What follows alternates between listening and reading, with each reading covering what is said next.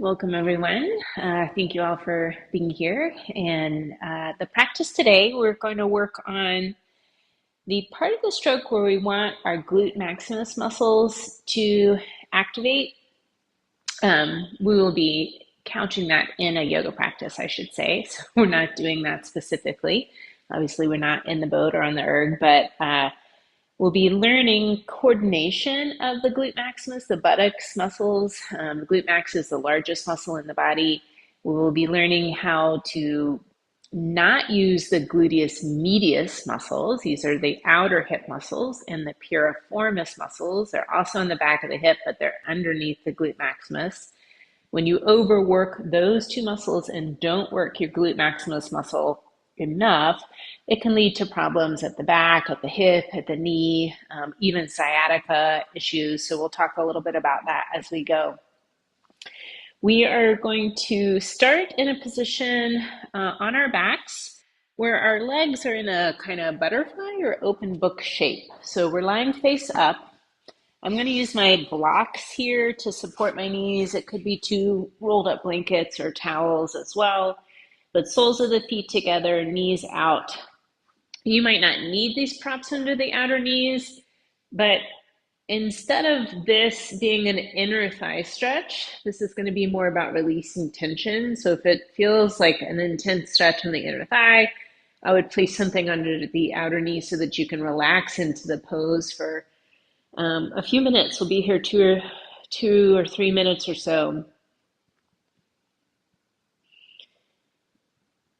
And we'll use this pose dual purpose to release the tension on the back of the hips, but also to get centered and connect with our breath.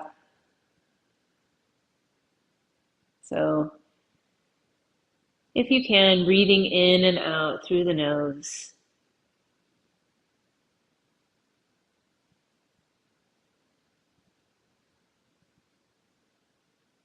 Narrow your focus down to your breath here and observe it.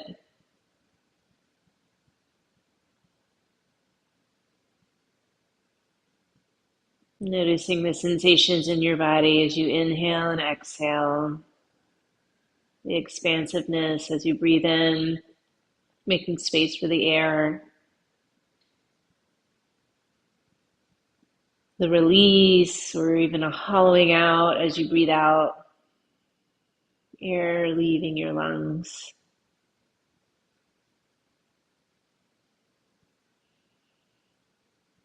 Start to slow down and lengthen out the breath.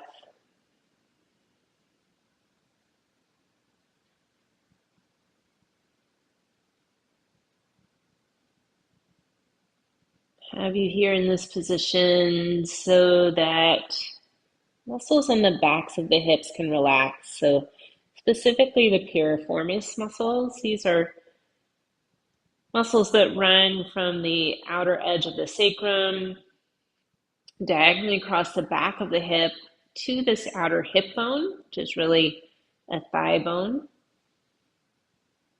In this position, the muscle slackened, so there's no stretch. It's not able to contract and tense. Position here to release that tension. And anatomically, that piriformis muscle lies on top of the sciatic nerve. So if this muscle is tense or it spasms, it can press on the sciatic nerve and cause pain or numbness or tingling down the leg. So this is a good position if you do have this sciatica with that compression of the muscle. And take the next few breaths, setting an intention for your practice. So thinking about what you'd like to get out of this practice. What do you want to take away? Is it about being stronger? Is it about releasing tension? Is it about being more present?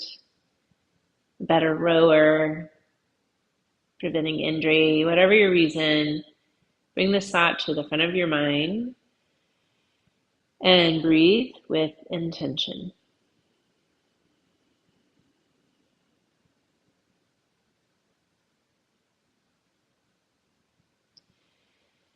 Take your hands and push the knees up towards the ceiling. You could walk your feet out to more hip distance apart.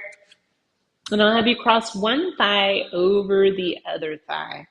Pull the legs in towards you. Hold the shins or the backs of the thighs, or maybe even kind of hold onto your pants here. And we're making small little circles with those crossed over legs. So you might feel a little stretch or openness on the buttocks of the top leg. So we're stretching into the piriformis here. If this is feeling intense, maybe you lower the feet down. Leg stays crossed, but you gently rock the leg side to side. You could circle the other way.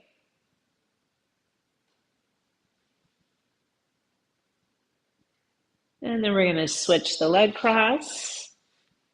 Pulling in, holding shins, backs of thighs, or pants legs, and those little circles. Maybe even holding the knees here. Keep the neck, shoulders relaxed, arms doing most of the work. Circle the other way. Just gentle opening at that piriformis muscle.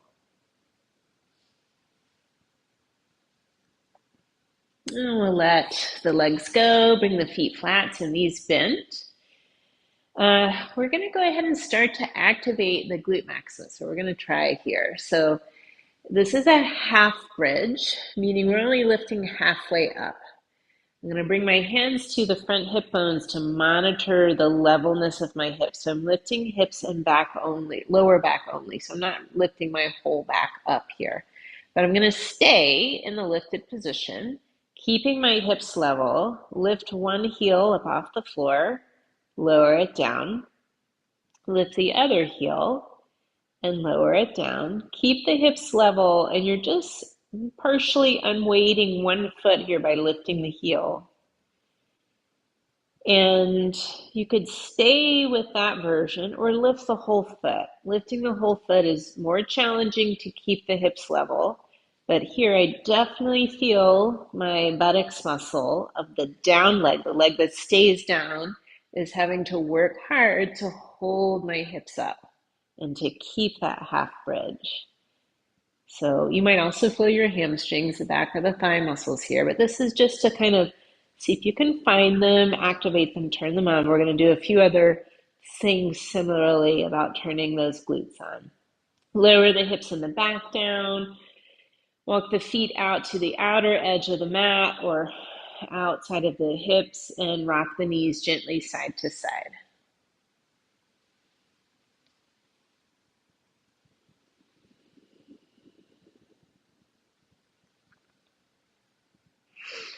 Bring the knees back in through center. So we talked a little bit about the sciatic nerve. We're going to do a nerve glide, a sciatic nerve glide here. So if you do have that problem with the piriformis and the sciatic nerve, here's another way to address. So pull the leg in towards you, hold on to the back of the thigh, elbows stay straight, this knee is bent to start.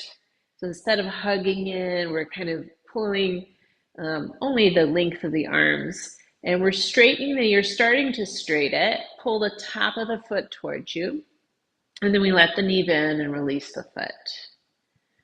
So we're doing that repeatedly, and you're going slow so that you don't push too far too quickly, looking for a sensation of openness, stretch, or even a little tug sensation, back of the leg, calf, maybe to the foot. So if there's any bound down connective tissue or tightness around that nerve, we're loosening it up. And we're switching legs here, same thing. Might be different. Start to straighten the knee, not all the way. Pull the top of the foot towards you. And if you're really tight in the hamstrings or that sciatic nerve is really bound down, you might not be bending your knee nearly as much. You might not be pulling the foot back quite so far. If it's really intense, then don't straighten as much. Don't pull the foot back as much. Piriformis can be overactive when you come in the catch, or if when you come in the catch, your knees are out wide. right? So if the knees don't stay in line with the hips and the ankles but come out wide, you're going to end up activating the piriformis instead of the glute maximus in the drive phase of the stroke. Lowering the foot down, we're rolling over here to come up to hands and knees. Warming up the spine here with some cat and cow. Knees under hips, wrists under shoulders, or options here with the hands could be loose fist, you could be on your forearms, or even up on tented fingers. And we are rounding through the back, so tucking the chin and tailbone under, and then lift the tailbone, pull the chest forward. Exhale, rounding through the back, pushing the floor away, shoulder blades move apart. Inhaling, hips up, chest forward, shoulder blades towards each other. Back and forth a few times. We're warming up, so be gentle. If you're stiff, if you're sore, we're coaxing more movement as opposed to trying to force or push or certainly cause pain. If anything's painful, uncomfortable, those are your cues to modify, to adapt, to substitute, to rest.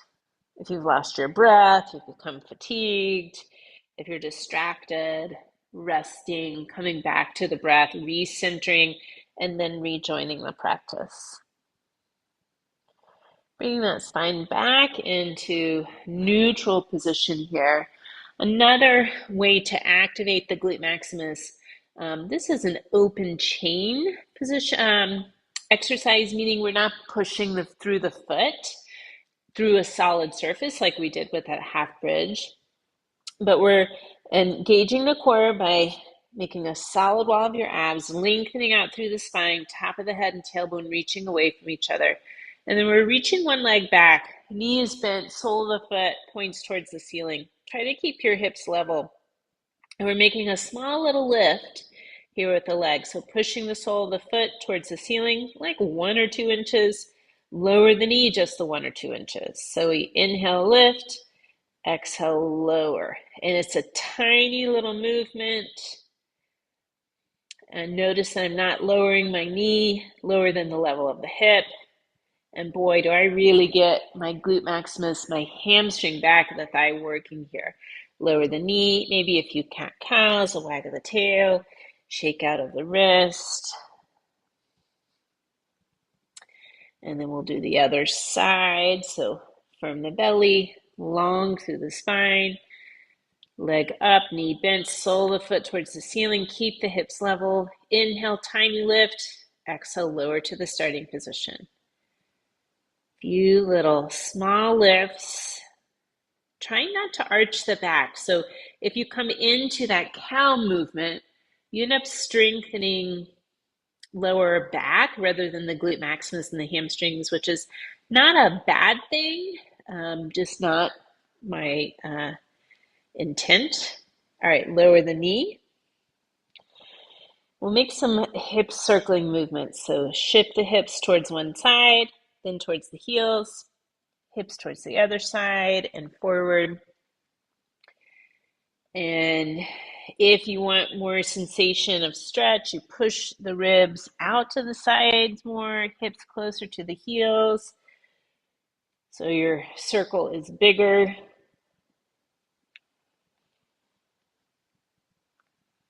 Pausing at the top of the next circle in reverse directions. If you're sore from all the glute maximus activation we're doing today, you might try this movement and you might get some nice stretch through that glute maximus as you circle the hips back.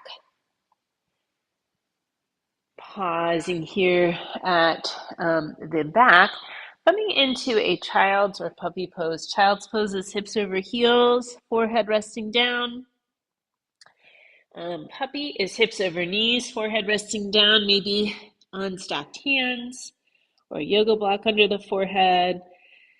Take a moment here. Come back into that breath.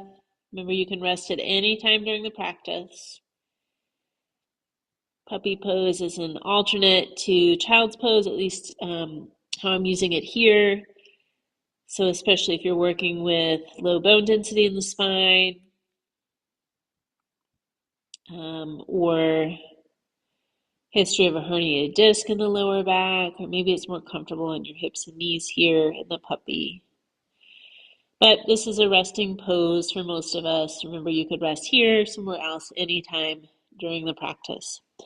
Coming back up to the hands and knees, or you could be on your forearms for the next one. We're bringing one foot back for this toe rocking movement. So shifting forward by bending through the toes and then pressing the heel back, shifting back. So feel a calf stretch forward and back here. So we're doing some mobilizations of mobility movements at the toes, at the ankle.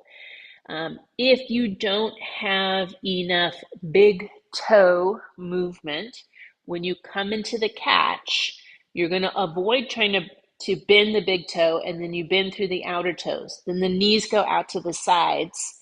And then when your knees aren't in line with your hips and your ankles, you're going to activate the glute medius and the piriformis muscles instead of the glute maximus when you come into the drive phase of the stroke. Switching sides. So maintaining mobility of the toes, trying to regain some mobility of the toes. Seems like it wouldn't change what's happening at your hips, but it does. And I see this even in people who aren't rowers, even with walking. If you can't bend through that big toe, pushing that heel up off the ground, and you roll your foot to the outside, often you get IT band problems. Lowering that knee down. A little bit more of that toe and ankle mobility. So we're tucking the toes under here, and we're shifting the hips back and shifting forward. And you're in charge of how big of a movement this is, how much of a stretch you feel through the soles of the feet, how much bend you have in the toes and the knees. So if you're stiff, if you're tight, don't force it. Again, we're trying to coax movement. So it could be small little shifts back and forward. Keep it here, the knees grounded, or next time you shift back, come into a brief down dog. So hips up and back, heels release down, lower the knees, shift forward. So it could be shift back, brief down dog on the exhale, inhaling, lower, shift forward. We'll do a few more.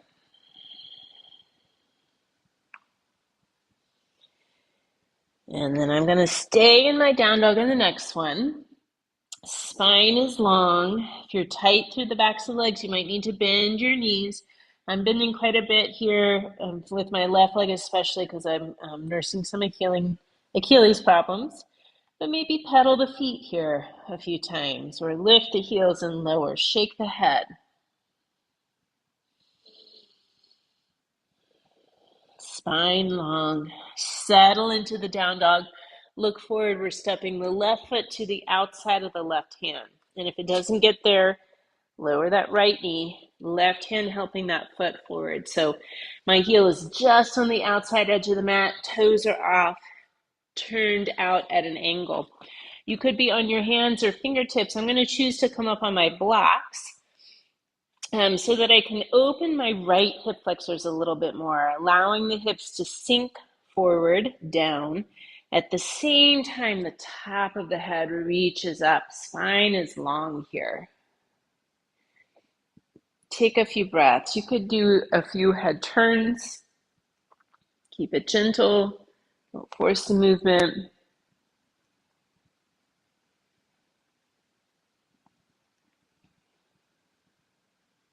Bring that head back into center. Now my right block, I'm going to put on the lower side just for stability. And then the left arm sweeping up here towards the ceiling. Palm facing out, looking towards the left, or even up towards that hand. You could keep the back knee down or lift the knee. Neck long, shoulders away from the ears. Lower that hand down, actually both hands to the floor. Step this back into a plank. Knees down or up, lower all the way down to the ground. Point your feet Shoulder blades towards the spine, the back waist to peel the head and chest up off the floor. That's a low cobra, and that might be where you stay for wrist, shoulder, spine reasons, or press higher. No reason to force. Tuck your toes. You could go through that hands and knees to hips up and back down dog. So that little toe and ankle mobility exercise for the transition. Take a few more breaths, a few more petals of the feet, shake of the head. Looking forward, right foot stepping to the outside of the right hand, helping it there. Lower your back knee. You could be on your hands here to the inside of that right foot, up on blocks. Allow your hips to sink down, top of the head to reach up so the neck is long, gentle little head turns here side to side. Maybe those left hip flexors getting a stretch here. Hip flexors are the opposing muscle group to the glute maximus, which is a hip extensor, pushing the leg back, the thigh back. Head back to center. I'm going to lower that left block to shorter side for more stability. Right arm up, palm out, neck long. Staying with back knee down or tucking those back toes. Take a few breaths.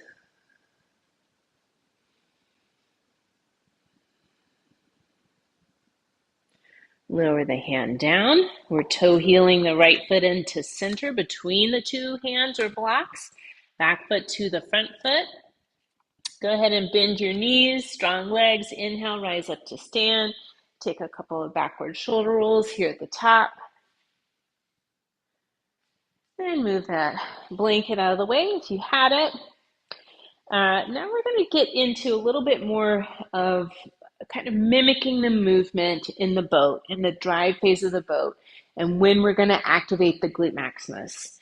But we're going to do an exercise here first. It's called good mornings. And you may have done this with a personal trainer at the gym before.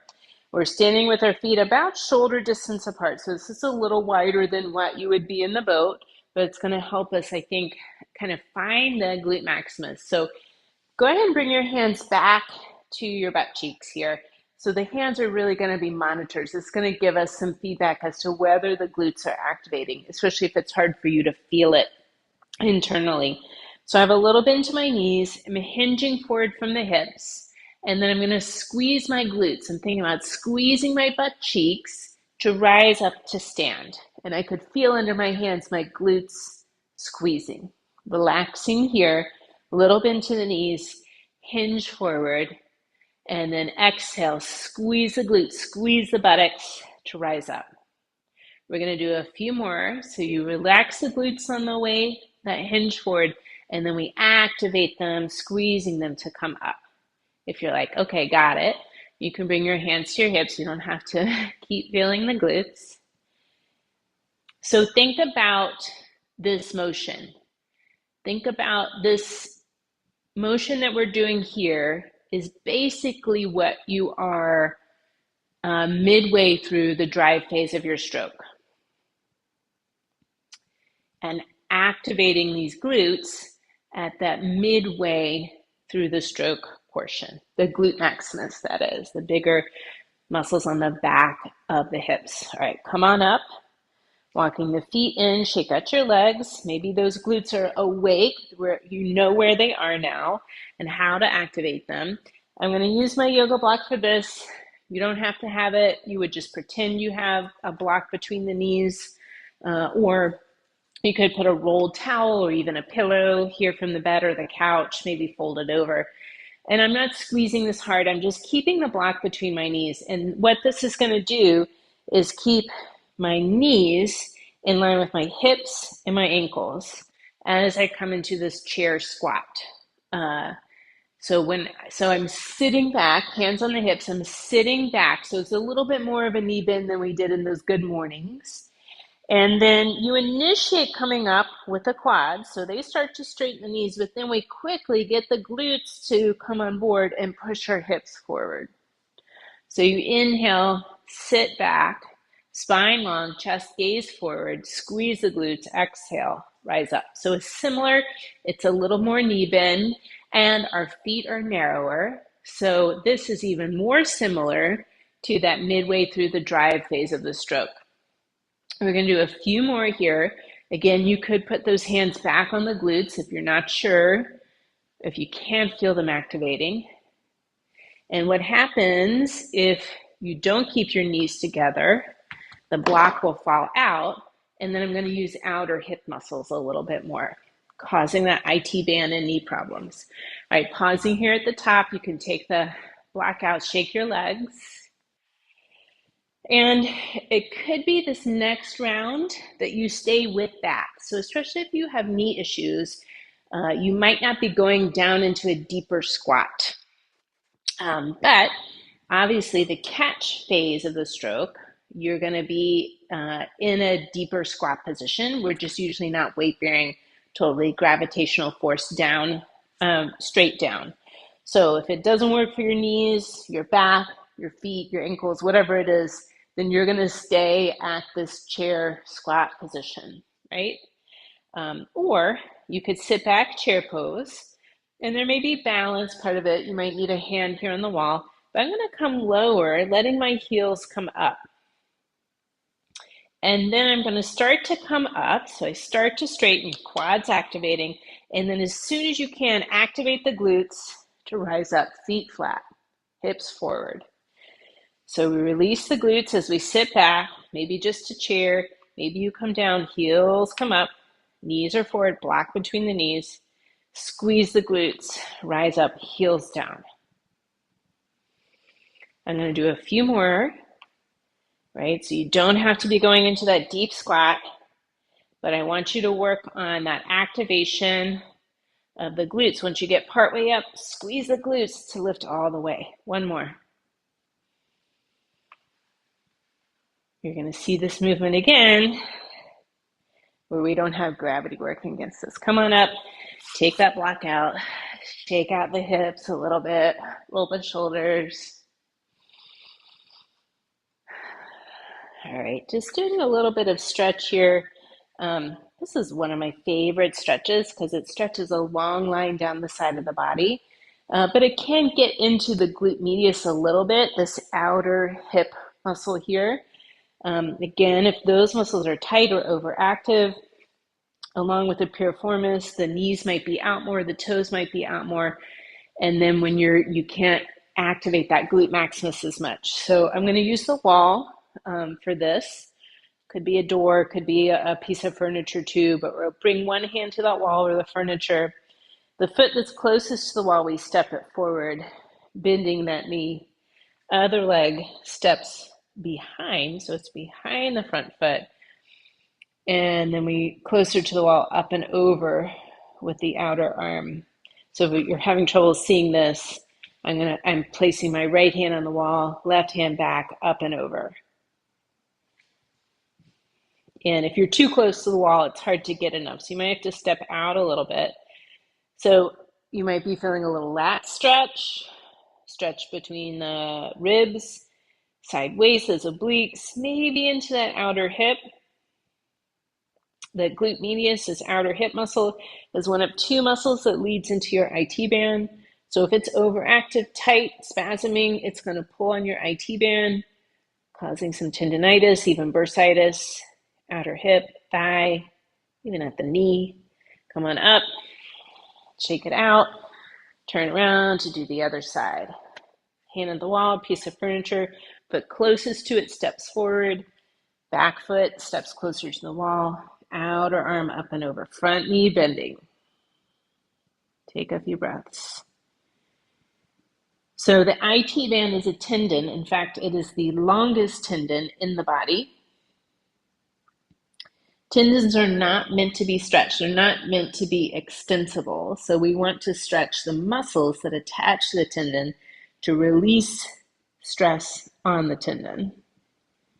We'll do a few more glute medius stretches here in a piriformis stretch. Come on up, shake out the legs, roll the shoulders. We're going to come down to the floor for another stretch for that glute medius. And this one, I think you'll feel a little bit more on there.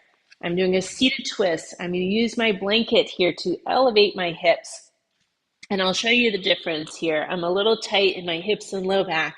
If I sit flat without the elevation, often my low back kind of rounds. And then when I twist, there's a lot of compressive forces, shearing forces going through my discs and my spine. And I really get less outer hip stretch, which is what I'm aiming for. A little bit of elevation right under those sitting bones allows my pelvis to tip forward, and then I can sit up a little bit taller. So we'll bend the left knee, bring that foot to the outside of the other thigh. I'm hugging that knee with my right elbow, pulling it in. There, you might already feel that outer hip stretch. Other hand behind you, sit tall. Create space between the vertebrae, gentle twist of the chest, the gaze to the left. Some of you might be turning your head to look towards the back wall. Take a few breaths here. The more you can lengthen up, if you have any belly, which I do too, the more I can lengthen up, I can get my belly out of the way of my thigh, and I can pull in and start to feel that outer hip stretch, that glute medius stretch here. Unwinding, both legs out, shake it out a little bit. Other side, right knee bending, foot comes to the outside of the other thigh. Hug the knee in with the left arm. Right hand behind you. The job of this back hand is to lengthen that spine so you don't have those shearing forces. The job of the left arm is to pull the knee in so you feel that right outer hip, that glute med stretch. Gentle twist of the chest, shoulders gaze towards the right. The more you lengthen, the more space there is for the belly. Take a few breaths.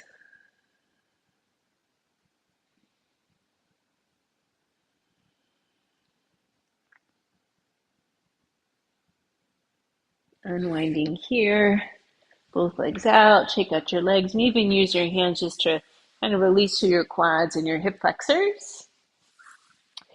Speaking of quads, we are going to come to lie on our sides to stretch the quads. I'm going to stretch the top leg here. So support the head with the arm or slide a block or blanket or pillow underneath the head just so you're not straining through the neck. Pull the top foot back, reach back with the top hand to find it. You might need a strap or you might be holding the hem of your pants. Bring the heel straight towards the center of the buttocks rather than up here in this position. One reason it torques the knee, but also then you only get part of your quad stretching. Lengthening the kneecap towards the foot of the mat. Take a few breaths.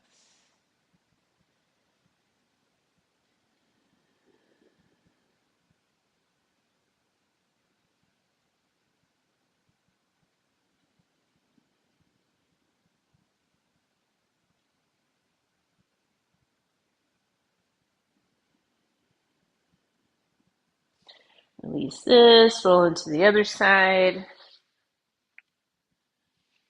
Support the head. Top foot behind you. Hold the foot, hem of your pants. Find a strap here to hold in position.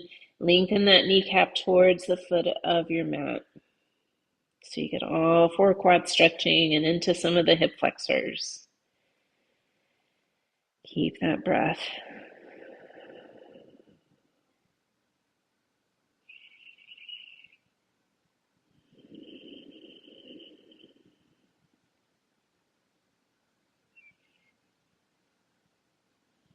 Releasing that foot.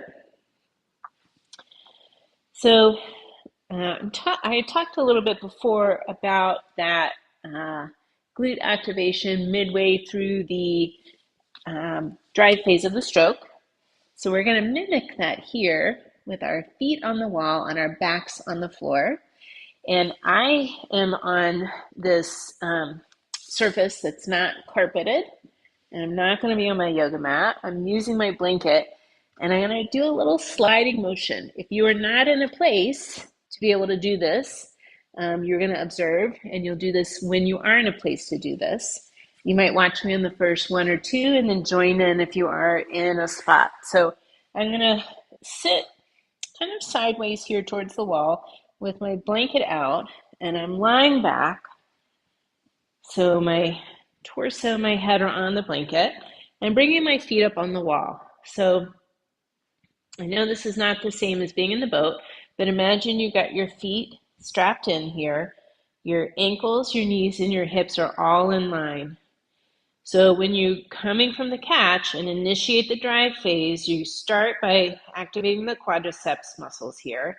And then I begin to engage the glutes, and I'm pushing myself away. Right? So I got to get up, pull myself back. I did it slow motion. You could do it slow motion if it helps you find those glutes and activate them, right? So maybe even put your hands there, hips, knees, ankles in line. Start to push away from the wall, squeezing the glutes, coming into that straightened leg position. This is very much like a leg press. Now, you could do it with more force, more power, right? So here, and then we push and zoom away. All right, I'm gonna do a couple more. It's kind of fun, I won't lie. It's a little playful, right? Push, glutes activating. One more.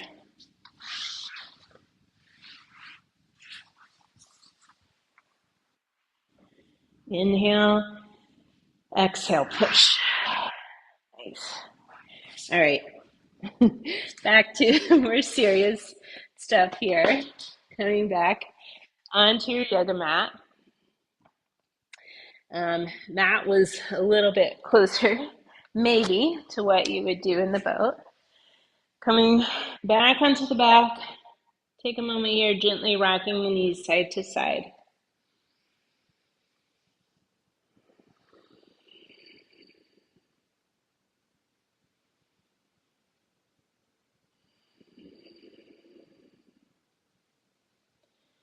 Coming back into that lengthened breath. If you started to breathe a little faster with that. So that is sort of leg press machine at the gym work. Here we could go a little bit quicker and we don't have to worry about what's the end range of the machine. But you could also do the machine and slow it down and think about, when do my glutes activate here, right? When you're in that tight catch position, your quads are going to activate first, and then I don't know what the angle it is, but there's a certain angle that you can then activate your quads and start to push away. Activate your glute maximus and start to push away. We'll do another one here, glute maximus activation, then we get to rest a little bit. So this is a version of bridge pose, another version of bridge pose. For this one, we're pulling one knee in towards us. You could hold on here to the leg, or you could bring it up. But basically, we want the thigh in close enough that the pelvis starts to tip back and the low back flattens. The other leg, I've got my heel in pretty darn close to my sitting bone. And I'm lifting and lowering, not pausing. So I'm pressing through the down foot, lifting my hips, and lowering back down. So I inhale, lift, exhale, lower. And you might be surprised at how little you can lift here and how wobbly you are on the way up and way down. And the reason is that we've taken all the back muscles out of the picture. So your back muscles can't lift you here because we flatten the lower back. And then hopefully you're feeling that glute maximus, maybe the hamstrings activating. All right, lower down. A few more of those windshield wipers.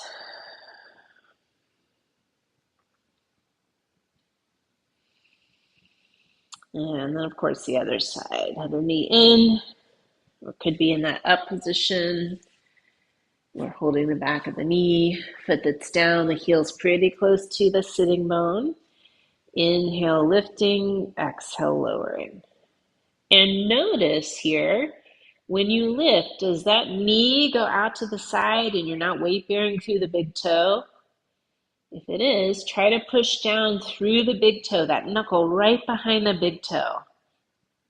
And that's going to help you activate the glute maximus here too.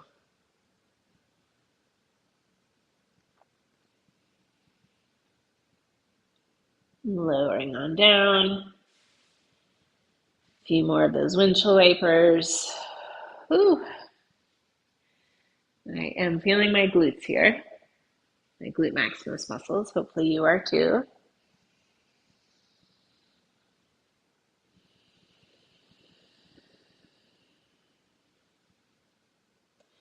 Bring the knees back in through center and cross the one ankle over the other knee. Keep the other foot flat for now and just start to gently rock your legs side to side. So it's similar to that windshield wiper motion we were just doing. And now with that leg crossed over, it might feel a little bit different. Arms could come out to the side just to help you feel like you won't roll all the way over. If it feels good to the back, you could make these movements a little bit bigger.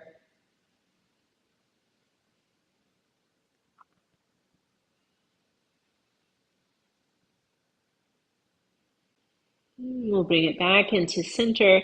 And it could be for the piriformis stretch, that back of the hip stretch, you stay here.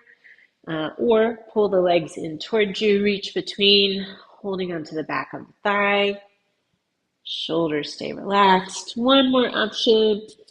If it's hard for you to get to hold the back of the thigh, you could put a couple of yoga blocks under that down foot or that down foot up against the wall. So you're wedged into the shape and you're not having to strain through your arms. Hopefully you're feeling some stretch here in the buttocks, outer hip of the crossed over leg, or maybe it's a sense of openness there. So I have some impingement in both of my hips and I don't have a lot of motion in this way. Sometimes if I take the thumb of the leg that's crossed over, take the thumb on that side, go right into my hip crease and push away towards the foot of my mat, I can actually get a little bit more space in my hip and a little more openness in my knee for that stretch. Take a few more breaths. So that's a benefit of having that down foot propped against the two blocks or the wall, is that you have a free hand to actually create some space in that ball and socket joint by pushing away.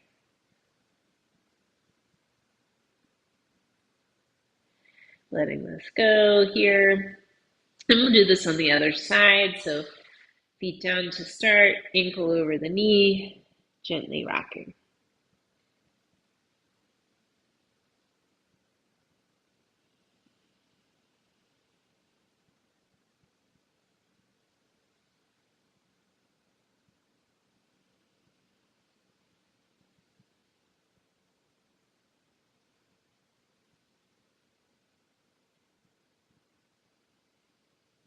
Bring the knees back into center.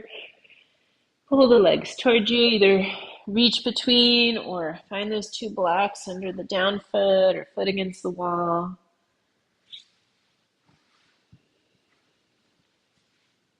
Might be different for you on this side. I'm definitely more open on my left side, meaning my knee can kind of rotate out a little bit more.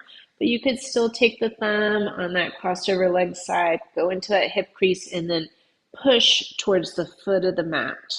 Push away from your head. Keep it gentle. Relax the shoulders, the jaw. Breathe.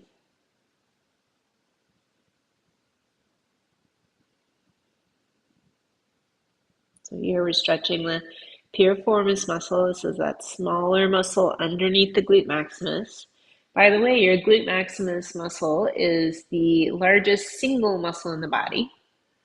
Your quadriceps are larger, but there are four of them together. Probably your hamstrings are too, but there are three of them. Single muscle, glute maximus. So it is meant for powerful work, powerful pushing, thrusting movements. So what we're doing today is really just what it's designed to do. Sometimes our quads can overpower or overtake and do the work of the glute maximus at times. But then you start to get knee issues, hip issues, back issues along with that. All right, we're going to let this go. Bring the feet down to the floor.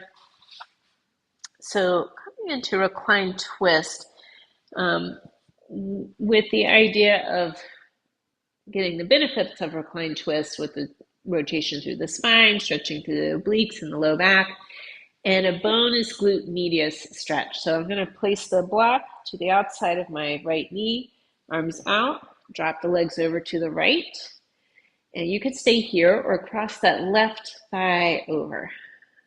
So for me, that started to give me that outer hip stretch, so that glute medius stretch here. Gaze up, her head turned away. Another reason I like this is my legs are supported. So instead of me trying to find the position on my own power and hold it, I get to rest into something, and then I'm just able to release a little bit more.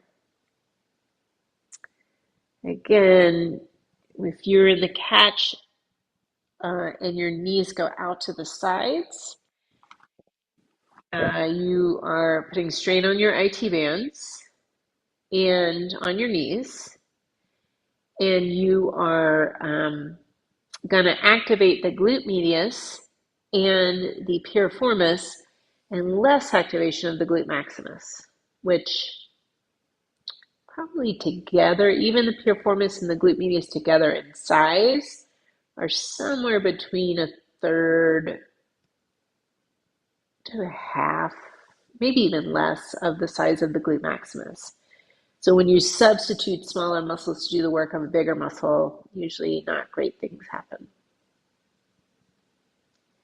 Untangle the legs, pull the knees up through center. Might need to reposition the hips in center here. It might even feel good just to hug the knees in gently, rocking, circling. And then feet down, block to the left of the knees, or it could be a pillow or rolled up blanket. Drop the knees to the left. Could stay here, this might be enough. Or right thigh crossed over the left thigh. Gaze up, head turned away.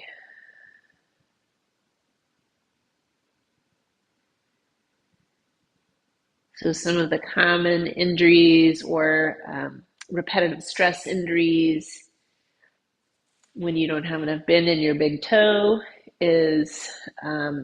are rather IT band problems, piriformis problems, so pain right in the center of the butt. That can cause piriformis problems, can cause sciatica down the leg,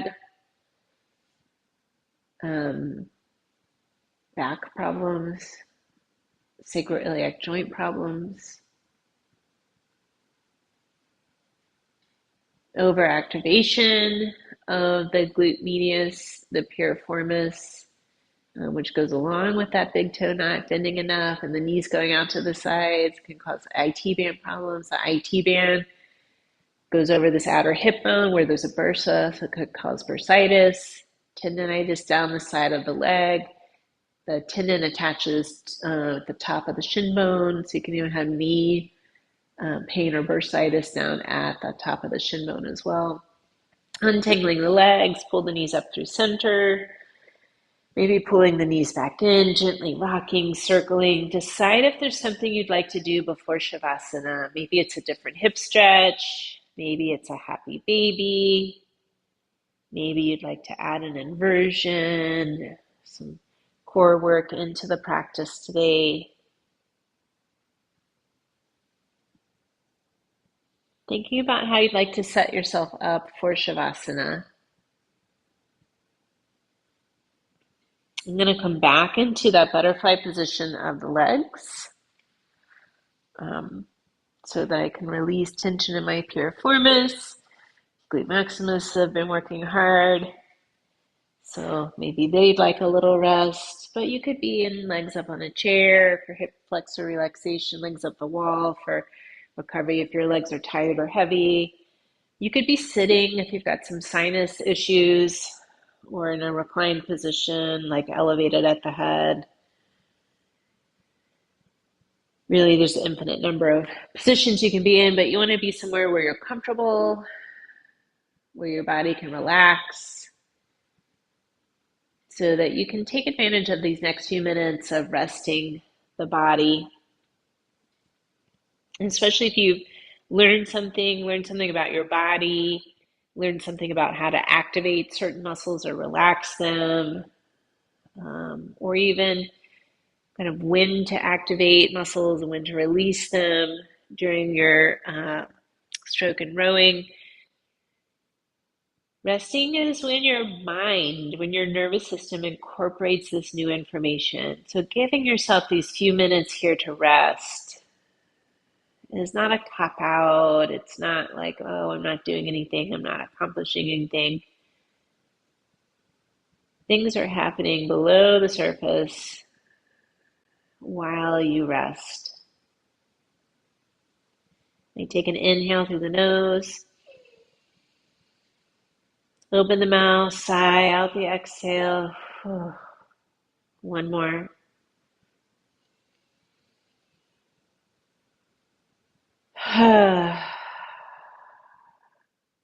Let the breath go.